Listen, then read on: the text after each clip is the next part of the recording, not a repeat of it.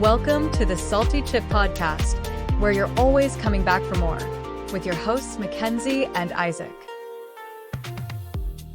So today we'll be diving into the Menendez Brothers parole outcomes. As we all know, the Netflix documentary really shined a light on these brothers and what they had been through with their home life, and kind of brought it all back into the public's top of mind. Yes, and they have been in prison for over 3 decades for brutally murdering both of their parents in their family home in Beverly Hills in, I believe it was 1989.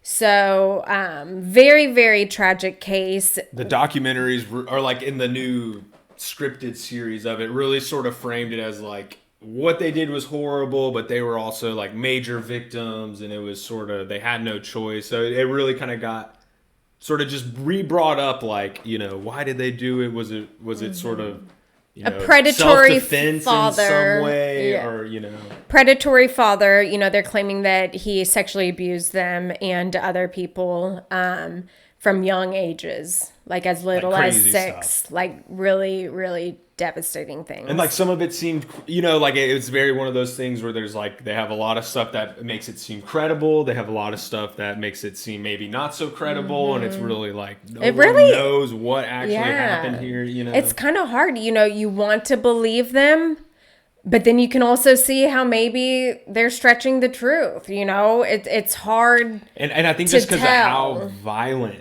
the crime was, it was just going back out, reloading, coming back in. Yeah, it's hard, it was crazy. Yeah. So they had a predatory father and a complacent pillhead alcoholic mother who basically turned a blind eye. Offered him up. Yeah. And so it's just such a sad situation. I do believe that the boys did go through abuse in that household.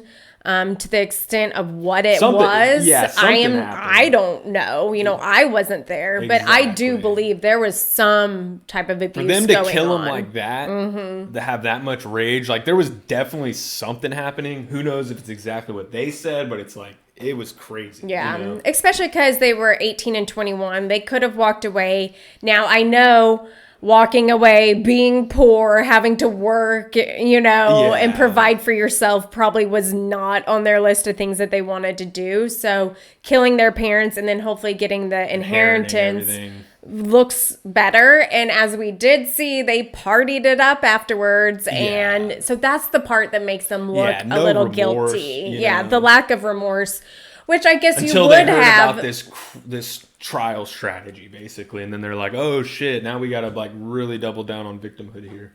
Yeah, well, if the abuse happened to the extent that they're claiming, I get why they don't have remorse. I mean, the guy is pure evil. Their father is just, Jose Menendez was pure evil. And so I get not having remorse, but I don't know. There's just so many aspects to this. It just makes it so complex, So it made a bunch of people thinking, maybe they should be free. And so then they did have some parole hearings coming up, and then they sort of got the decision. After the Netflix documentary, we heard a lot about how rehabilitated both brothers were and how much they've done in the prison system, how much they're helping other inmates and all this stuff. So it shined a good light on all their good qualities. But now that they both got denied at their parole hearing just this past week, and Eric went first, and it was a 10-hour hearing. So, and he was sitting on the computer. It was not a Zoom call. Yeah, it was not in front of the board, but it's not like they were just in and out in an hour. They just read some papers and stamp approved or not. Yeah. All right, next. I'm sure some people they do it like that, but this is probably so high profile. They're we have to really. Yeah, so they obviously found, and now we'll post, the documents saying what each brother has done in prison. And it's not that long, and it's not insane awful. Stuff. Doing, shanking prison fights. And stuff. It's not awful, but there are things on there, but they also have been in there for over 30 years. So, and they thought they were going to be in there their whole life. So some point you're probably like, I mean, fuck it, I'm gonna do whatever in here because I'm stuck here. Yeah.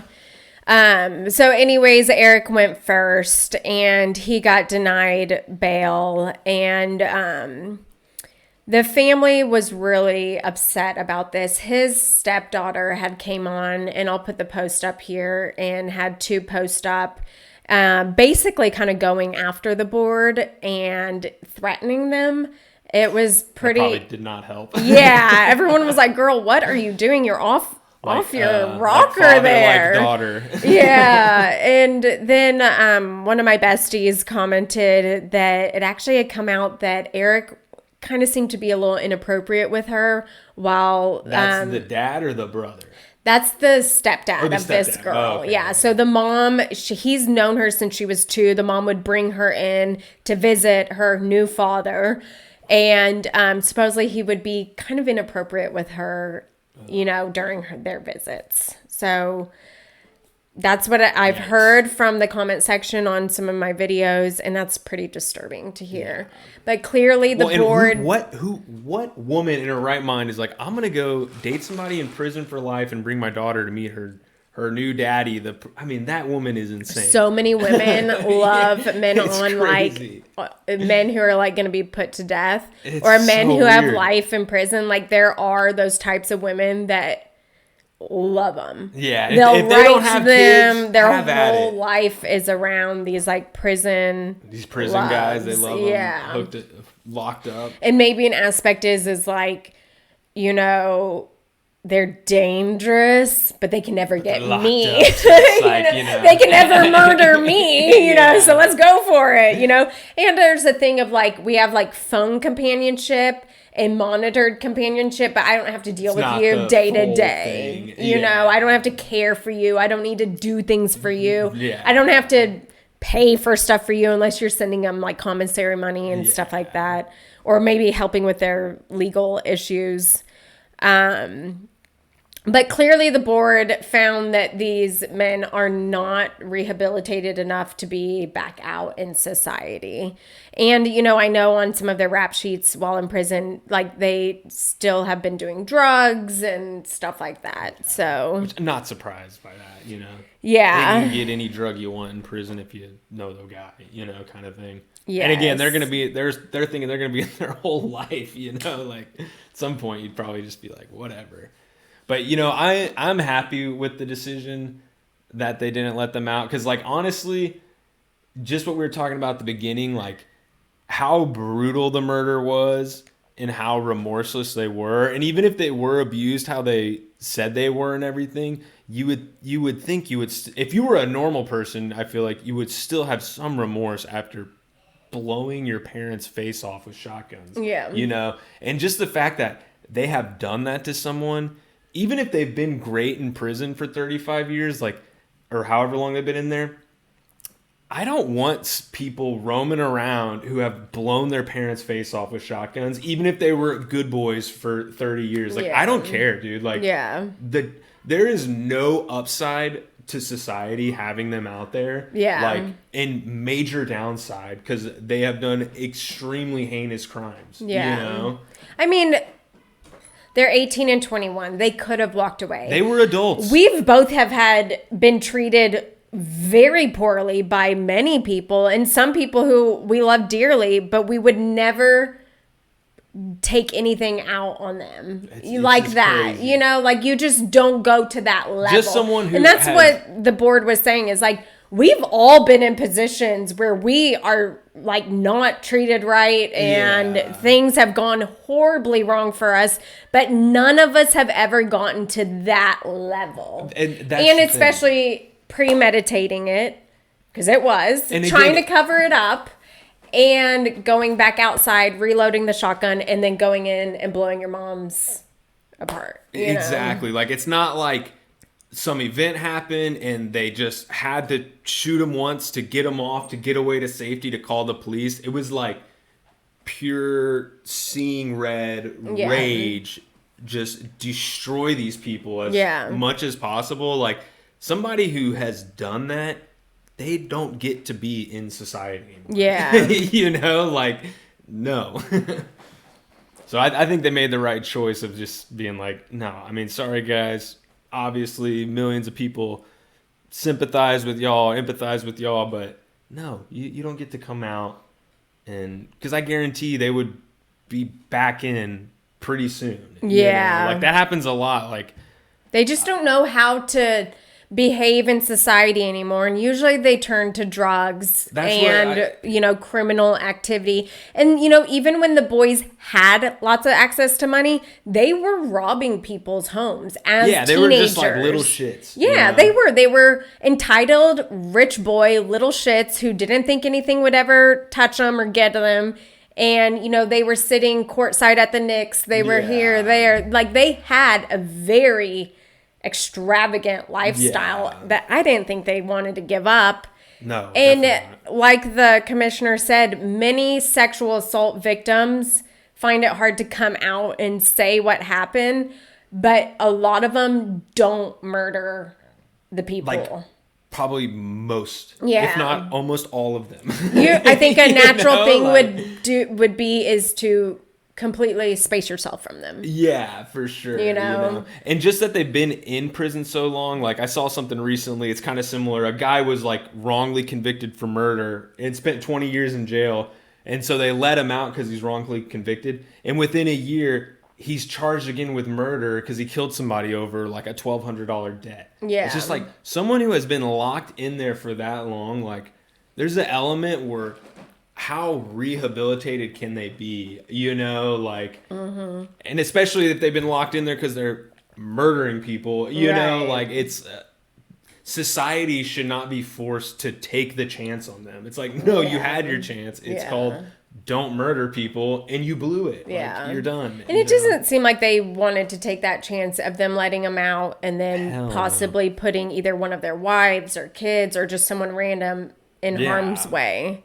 I think they made the right call denying both of them. And I'm sure it was probably pretty tough for them with how insanely big everything got, like pop culture wise with the documentary. And they knew tons of people would be watching, but they definitely made the right call here. Yeah. So then the next day, Lyle Mendez went in, and he went in for an 11-hour.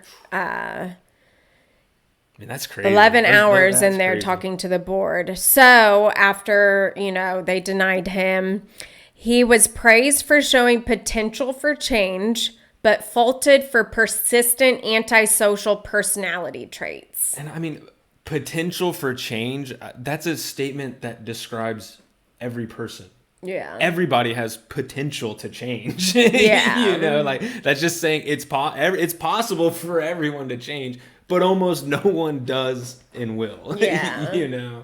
So both brothers face pointed criticism from the commissioners who said they were troubled by repeated violations of prison rules, which we will put screenshots in, particularly involving using cell phones inside the facilities. So for some reason, I get why they don't want them to have cell phones, right? But for some reason, the brothers were constantly getting these cell phones and, maybe organizing the drug stuff. I'm sure they got guys with phones, they got guys with drugs, they got guys with whatever you need, you can probably get in there. Yeah. So something about these cell phone usage really bothered the board and the commissioner. I think it's just like one of those things. It's like, we gave you a simple rule and you can't even follow a simple rule. Yeah. So why would we think you can come out here and follow all of the unspoken rules of society when you can't even follow a simple spoken rule? Yeah. Yeah. I get it. But also the board said that, now this is all coming from New York Times online. So the board said that they could try for parole again in 3 years. And in the meantime, the brothers could seek clemency from Governor Gavin Newsom in California. They could also continue their efforts to get a judge to reduce their convictions or grant them a new trial.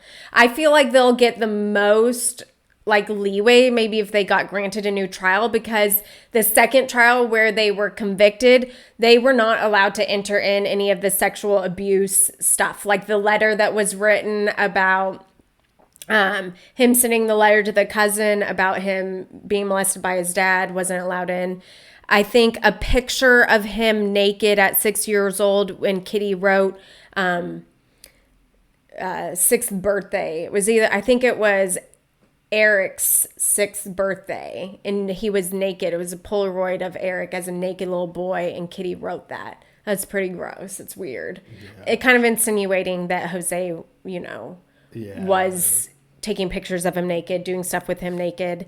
And then Kitty was like kind of documenting it as like a cutesy little thing. I don't know. It was really weird. Yeah, and then the evidence of the boy band that Jose was that was managing. That was like the most corroborating evidence of the abuse, right? Is like this boy band was saying something happened that had nothing one of to do the boys, with the brothers or whatever, So I think those three things weren't allowed into the second trial because, the first one, it was a hung jury. That was the whole, and that was like then that girl's bread and butter strategy of like, you say it was so bad that you had to blast them away, And then the second, they weren't allowed to have in as much evidence, and then that's why they got convicted. So I think they'll have the most chance of getting out if maybe they do a new trial. Yeah, or like the Gavin Newsom thing in California. I could see that like kind of working out for him. But like with them not letting the evidence in, like I get both sides of that of like they definitely are going to want it in because it's like, oh, it bolsters our defense and all this stuff. But on the other hand, it's like, even if all of that's true, it's irrelevant to how brutal the murder was. That like nothing justifies doing that as self-defense. Like, again, like blasting them, going in, reloading, coming back, blasting them some more. Like it's like no matter what was going on, no part of this is self-defense. Yeah. So like it's kind of is like irrelevant. Like Yeah. And also when the second trial was going on, that is when the O.J. Simpson stuff went down. So he was actually in prison next to the Menendez brothers. And so he was, arrested. That was a very high profile case. So that kind of took lead, and the Menendez case kind of got out of the public eye. Yeah, that was like a little what bit. Was really people cared more about OJ. Thinking about. Yeah, it's crazy. Yeah, so it's they got do 3 years to try again. Yeah, I mean, I guess that's good. They get to try again in 3 years. I'm like, I don't think they should be coming out. Like, it's like, sorry, But that's just my opinion. Yeah.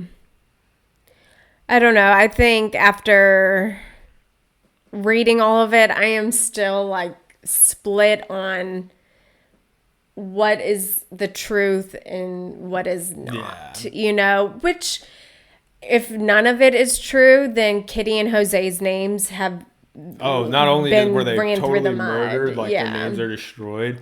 For me, like even assume their worst version of it is completely true and it was even worse than what they said.